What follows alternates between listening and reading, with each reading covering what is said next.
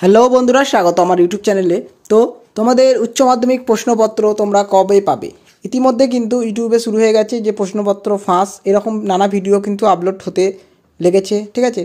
তো তোমাদের বলে রাখি, এই ধরনের কোনো কিছু কিন্তু এবারে ঘটবে না, অর্থাৎ উচ্চ মাধ্যমিকের কোনো প্রশ্নপত্র কিন্তু ফাঁস হবে না। আগেরবারও হয়নি, এবারও হবে না। এবার তোমরা বলবে আগেরবারে 11-এর প্রশ্নপত্র নিয়ে, যারা আগেরবার 11-এ পড়তে তারা নিশ্চয়ই জানো ব্যাপারটা। তো 11-এর ব্যাপারটা কিন্তু সম্পূর্ণ আলাদা। আগেরবার লাস্ট কিন্তু 11-এ তোমাদের বোর্ড থেকে কোশ্চেন করা হয়েছিল, এবং এবার থেকে কিন্তু তোমাদের 11-এর যে প্রশ্নপত্র সেটা কিন্তু নিজেদের স্কুলের স্যাররাই বানাবে। সুতরাং ওই ব্যাপারটা এক্সেপশন। আর 11-এ তোমরা জানো অনেক স্কুলে 11 নিয়ে এতটা মাতামাতি কিছু হয় না, অর্থাৎ অনেকেই পড়াশোনা করে না, তারা রীতিমতো পরীক্ষা দিয়ে নাম্বারও কম পায়, কিন্তু তাদেরকে তুলে দেওয়া হয় 12-এ। এই ব্যাপারটা কিন্তু আমাদের হয়েই থাকে, ঠিক আছে? তাই তোমাদের কিন্তু 11-এর যে প্রশ্নপত্রটা তোমাদের ফাঁস হয়েছিল সেই ব্যাপারটা কিন্তু এবারে ঘটবে না, অর্থাৎ তোমাদের উচ্চ মাধ্যমিকের কোনো প্রশ্নপত্র তোমাদের ফাঁস হবে না।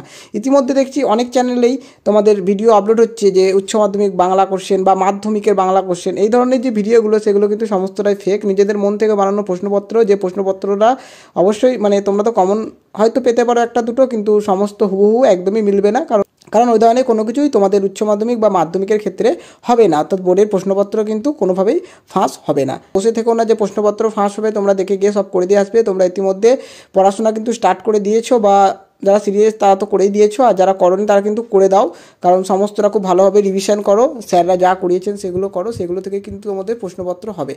আর অনেকেই দেখছি টেলিগ্রামেও কিন্তু এই ব্যাপারটা নিয়ে বেশ ব্যবসা শুরু করে দিয়েছে, অর্থাৎ 1000 টাকা দিলে তোমাকে এই প্রশ্নপত্র দিয়ে দেবো, ঠিক আছে? 500 টাকা দিলে এই প্রশ্নপত্র দিয়ে দেবো। এগুলো কিন্তু সমস্তটাই ফেক, তোমাদের টাকাটা জলে যাবে, কোনো প্রশ্নপত্র তোমরা পাবে না, এটাই বলার। 11-এর ব্যাপারটা সম্পূর্ণ আলাদা ছিল। 11-এরটা আমি বললাম কেন, ঠিক আছে, কেন হয়েছিল বা সেই ব্যাপারটা গোটাটাই বললাম। 11টাকে অতটা কেউ সিরিয়াসভাবে নেয় না, ঠিক আছে? পাতি বাংলা ভাষায় খুব কম স্কুলই আছে যারা 11টাকে সিরিয়াসভাবে নেয়, ম্যাক্সিমাম স্কুলের ছেলেরাই পড়াশোনা করে না, ঠিক আছে?